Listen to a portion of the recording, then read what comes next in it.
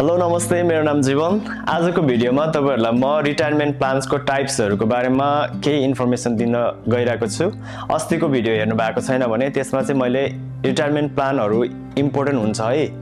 तपाई भोलि पर्सि रिटायर हुने टाइममा तपाईहरुलाई एकदमै नेसेसिटिजहरु हुन्छ। त्यो नेसेसिटिजहरु कसरी पूरा गर्ने, किन भन्दा त्यतिखेर तपाईको अर्न इन्कम भइराको हुँदैन।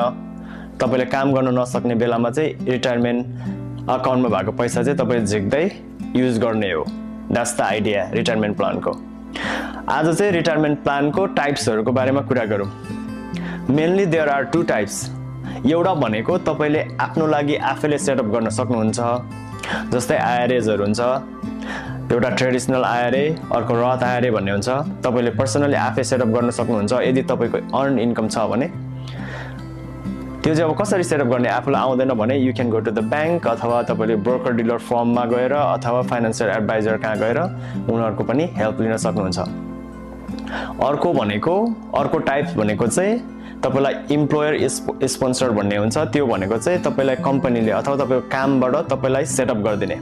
अब यहाँ अमेरिकामा चाहिँ बेनिफिटहरु के दिन्छ कम्पनीले। अब तपाई चाहिँ काम गर्न जानु भयो कुनै कम्पनीमा, एउटा कम्पनी भर्सेस अर्को कम्पनीमा चुज गर्नु पर्दाखेरि चाहिँ यताको कम्पनीले तपाईलाई 401k को म्याचिङ दिएको छ, यताको कम्पनीले 401k दिएको छ भने चाहिँ you want go for this one के वेयर दे पे अथवा दे म्याच भनौं न।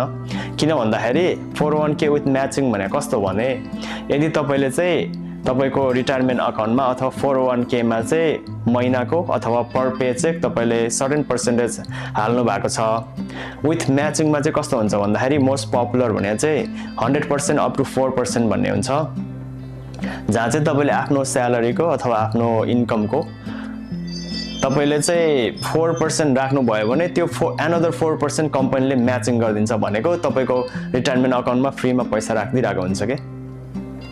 त्यो भने चाहिँ तपाईले literally you are getting 4% of your paycheck for free है। यो चाहिँ एकदमै राम्रो अकाउन्ट हो। अनि यहाँ अमेरिकामा चाहिँ a lot of people go for those kind of accounts. अनि अर्को भनेको 403B भन्ने हुन्छ।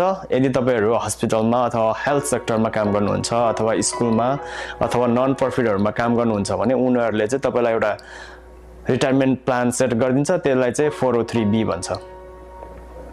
अब 403B 401k अनि अर्को यता आईआरएहरुको सबै कन्ट्रिब्युसन लिमिटहरु छुटा-छुटै हुन्छ। त्यो डिटेलमा हेर्नलाई चाहिँ कन्ट्याक्ट गर्नु होला है त। म क्विक एउटा आईआरए को पनि भन्दै हाल्छु। देयर आर टु टाइप्स हैन, बेसिकली रथ आईआरए भने एकदमै पपुलर छ अहिले, जहाँ चाहिँ यङ मान्छेहरुले लिन्छ। किन भन्दा उनीहरुको चाहिँ कन्ट्रिब्युसन टाइम एकदमै धेरै हुन्छ अनि डिस्ट्रिब्युसन निकाल्ने बेलामा चाहिँ ट्याक्स फ्री निकाल्न मिल्छ यदि तपाईले रथमा राख्नु भएको छ भने है। तर तपाईले ट्रेडिसनल आईआरए मा राख्नु भएको छ भने चाहिँ तपाईले अहिले चाहिँ ट्याक्स तिर्नु पर्दैन अथवा ट्याक्स नतिरेको पैसा तपाईले कन्ट्रिब्युट गर्दै हुनुहुन्छ।